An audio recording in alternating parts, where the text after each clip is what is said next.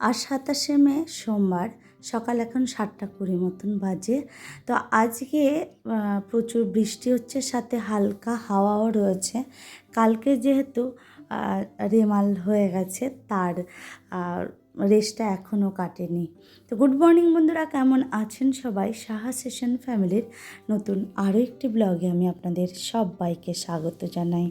তো আজকে কেন এই ঝড় বৃষ্টির মধ্যেও আমাদেরকে বেরোতে হলো, তো সেটাই আপনাদের সঙ্গে শেয়ার করার জন্য আজকের ব্লগটা। তো আমার ব্লগটা দেখতে থাকুন, আশা করি আপনাদের সবাইকে আশা করি ভালো লাগবে। তো দেখুন রাস্তাঘাট একদম শুনশান, মাঝে মাঝে কয়েকটা সাইকেল বাইক হয়তো যাদের খুব প্রয়োজন তারা হয়তো বাইরে বেরিয়েছে।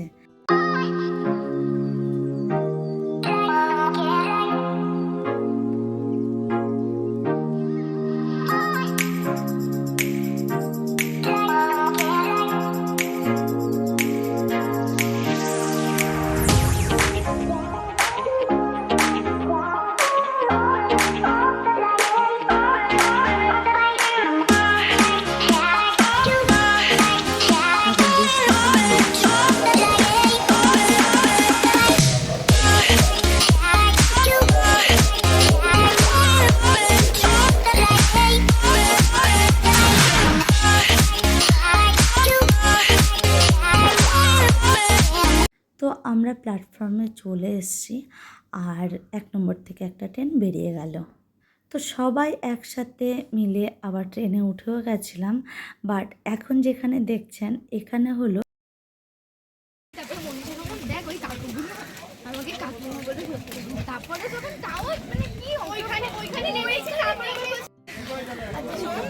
কি সমস্যা,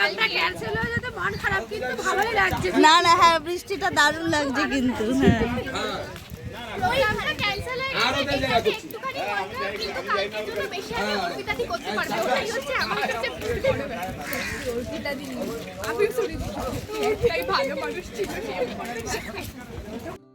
কিছুটা যাওয়ার পরে আবার ফিরে আসতে হলো, আবার চলে এলাম আমাদের স্টেশনে। আর এখানে মেয়েদের একটু দেখুন, চারিদিকটা দেখতে ভালো লাগছে বলে ওরা এখন একটু ফটো তুলবে।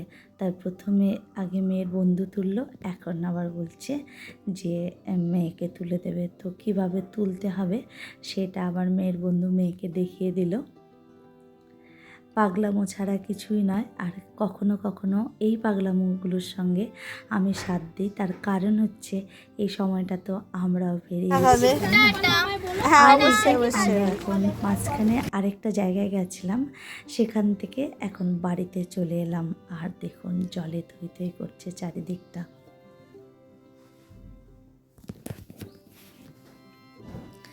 যেহেতু বাইরের থেকে এসেছি, কিছুটা রাস্তা হেঁটে এলাম, তাই এখন হাত পাগুলো ধুয়ে নিচ্ছি বাইরের থেকেই। আর যেহেতু জল জমেছে, জলটা তো কতটা নোংরা সেটা আর বলার অপেক্ষায় রাখে না। আর চলে এলাম বাড়িতে। আর কেন আমাদেরকে ফিরে আসতে হলো, কারণ হচ্ছে আমরা যাচ্ছিলাম, মেয়েদের একটা ওয়ার্কশপ ছিল।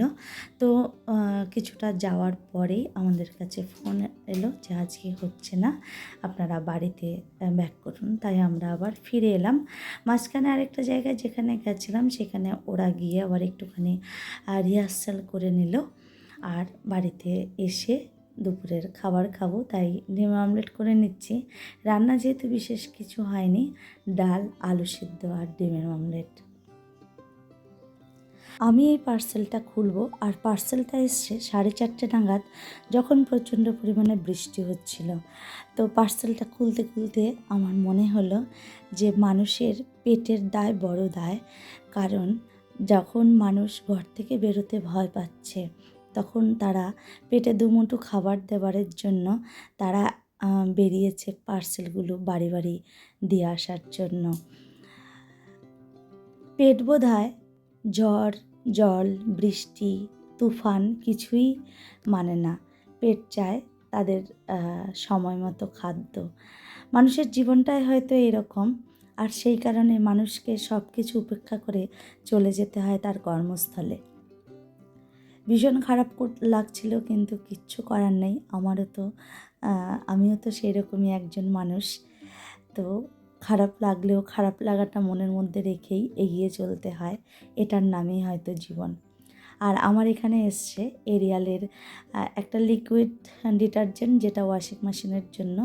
আর এটা হচ্ছে ঘড়ি ডিটারজেন্ট। এটা অ্যাকচুয়ালি আনা হয় আমার রান্নাঘরের বাসন কোসন মাজার জন্য। আর এখন সন্ধে হয়ে গেছে, তা সন্ধে দিতে আসছি। সন্ধে দিয়ে আমি এখন সব কিছু করে নিয়েছি। এখন ঠাকুরকে শয়ন দিয়ে নিচে চলে এলাম। আর এখন যেহেতু বৃষ্টিটাও চলছে, আর দুপুরবেলার আমাদের খাবার তো দেখলেনই কীরকম খাবার খেলাম আমরা।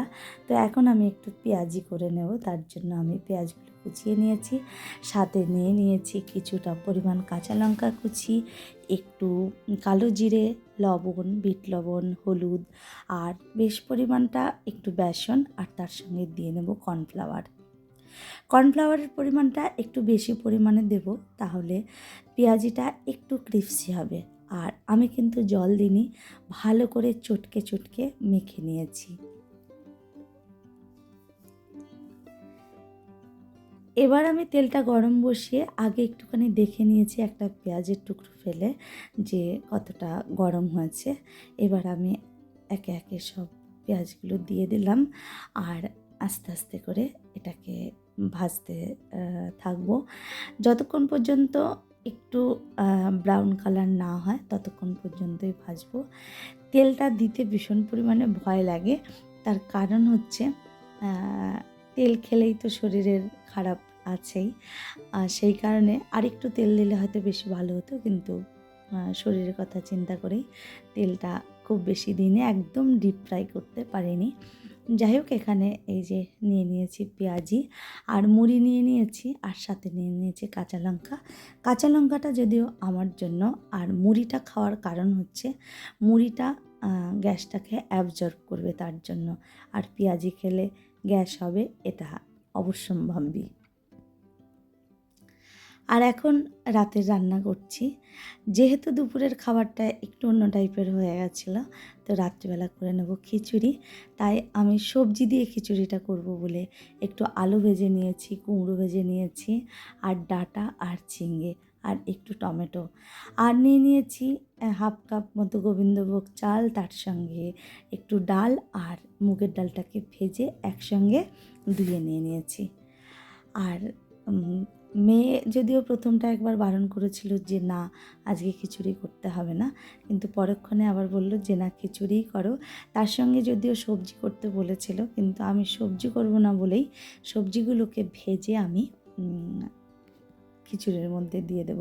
অনেকে হয়তো ভাববে বাবা এ আবার কেমন খিচুড়ি, এটা তো বাচ্চারা খায়, ওই বাচ্চাদের বাচ্চাও খাবে, তার সাথে আমরা বয়স্করাও খেয়ে নেব।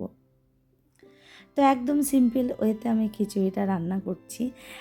দুপুরবেলা অনেকেই খিচুড়ি খেয়েছেন, আজকে আমাদের খাওয়া হয়নি, যেহেতু রান্না হয়নি সেইভাবে। আর আদাটা দিতে একটু দেরি করে ফেলেছিলাম, ভুলে গেছিলাম মেনলি, তো আদাটা এখনই দিয়ে দিলাম, আর তার সঙ্গে একটু হলুদ লবণ দিয়ে এবার ভালো করে ভেজে নিয়ে এটার মধ্যে জল দিয়ে দিয়েছি।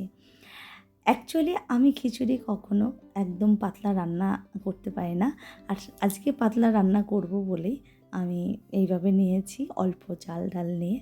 দেখা যাক এখন কতটা পাতলা হয়।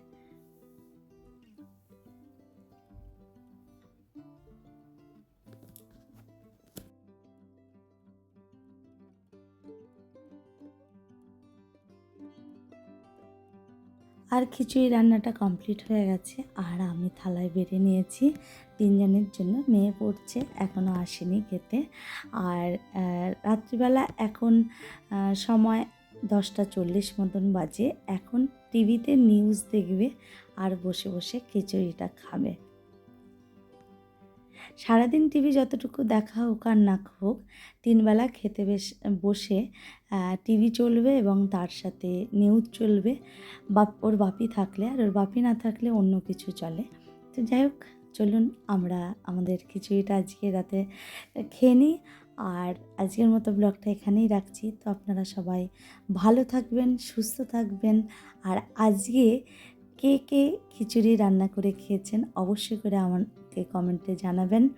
দেখা হবে নতুন আরেকটা ব্লগের সঙ্গে। ততক্ষণের জন্য tata, bye and good night.